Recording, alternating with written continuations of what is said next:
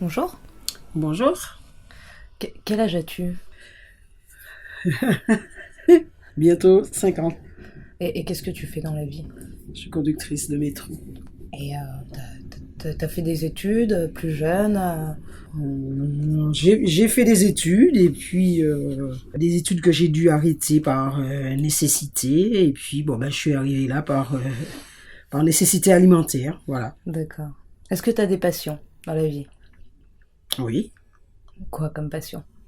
Alors des passions plutôt, des passions créatives, on va dire que j'aime utiliser mes mains et que j'aime qu'il en sorte quelque chose et des objets utiles ou esthétiques, voilà. Et puis que par rapport à ça, j'ai certaines pratiques.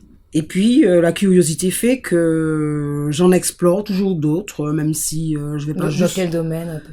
Alors Menuiserie, là, c'est ça qui dans le domaine de dans la bijouterie, dans le domaine du tissage, de la couture, la peinture, parfois le mélange de un peu de tout ça. Voilà, D'accord. quand j'essaie de faire les choses se lier parce que d'une manière ou d'une autre quand on pratique quand on pratique pleine passion comme ça, il y a quand même un fil conducteur. Et par exemple, moi, je crois que mon fil conducteur, c'est un peu le patchwork, mais le patchwork au sens très large. Et c'est vrai que d'apposer des petits bouts ou des taches de couleur ou voilà, je crois que c'est mon fil conducteur dans les différentes pratiques.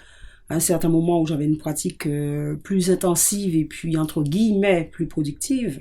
Oui, en dehors de ma pratique, comme tout le monde, hein, il faut que je me distrais et voilà, donc forcément je vais au cinéma comme tout le monde. Il y a quelque chose qui t'a marqué dernièrement?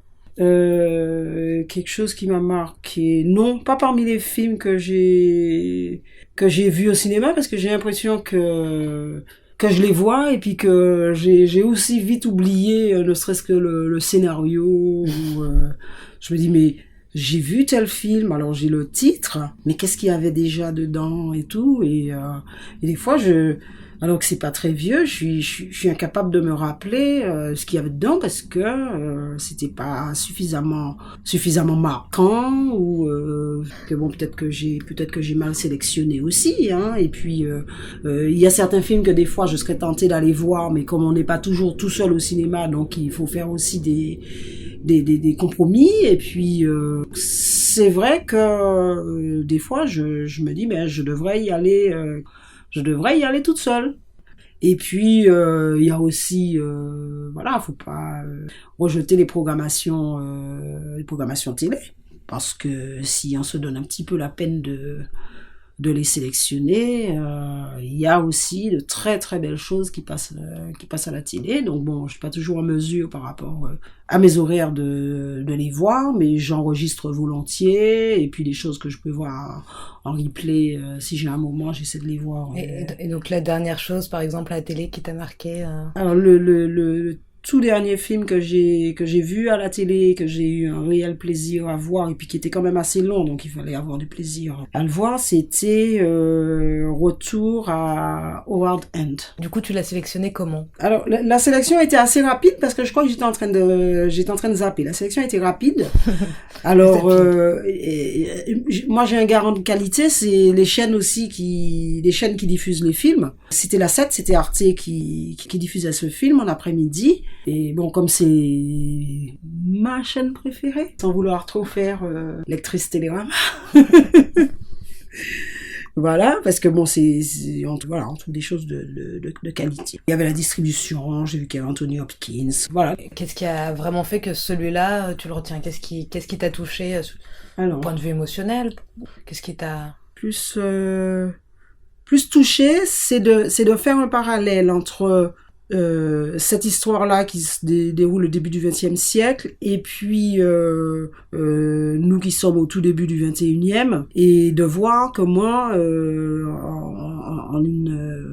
en une centaine d'années. Les préoccupations de chacun ont pu changer, ont pu évoluer. Et puis aussi, c'est par rapport à la morale. En fait, la morale avait une place très très importante dans ces sociétés-là, quel que soit le milieu social, hein, d'ailleurs. Hein, on y mettait probablement des choses différentes, mais pour le vivre en société, ça avait une importance capitale. Alors que c'est un mot, je crois qu'il a pratiquement disparu, quoi, en tout cas du quotidien de tout et chacun, même si certainement certaines personnes, par leur manière de vivre et tout ça, cultivent et tiennent à une certaine morale, mais c'est pas aussi préoccupant dans la vie quotidienne que ça a pu l'être. Si je comprends bien, ce qui a pu te toucher, c'est cette espèce de... C'est comme si tu avais pris conscience de cette rupture dans tout ce qui peut tourner autour de la morale entre le 20e et aujourd'hui,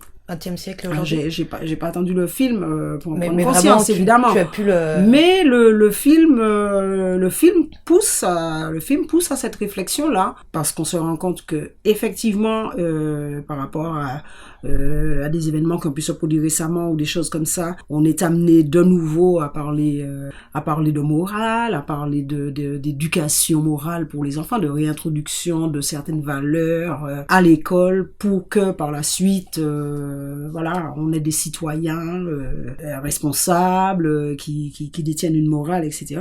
Donc le film pousse à une réflexion. En même temps, la réflexion aussi montre que en toute chose il y a un juste milieu, hein, parce que peut-être qu'il y a des choses qui se sont perdues en chemin, mais les gens avaient une espèce de chape de plomb qui leur pesait dessus par rapport à la morale, qui à mon avis entravait beaucoup la liberté, quoi. Et en plus, bon, alors il y avait la morale évidemment parce que pour le vivre en société, mais on sentait bien aussi, et ce film-là le montre bien parce qu'il y a un certain nombre de protagonistes qui se sont détachés de cette morale générale, bien pensante, etc. On sentait bien aussi que les gens se contraignaient à une forme d'autocensure pour pouvoir faire partie de...